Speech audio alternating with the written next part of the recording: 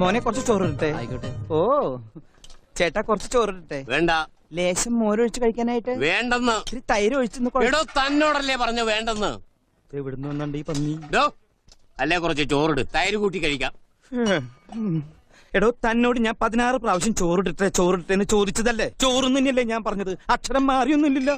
എനിക്ക് എപ്പോഴും ഇങ്ങനെ കുമ്പിടാൻ പറ്റില്ല. പഴയ ജിംനാസിയ. താൻ എന്താ വേഷം കെട്ടെടുക്ക? എന്താ?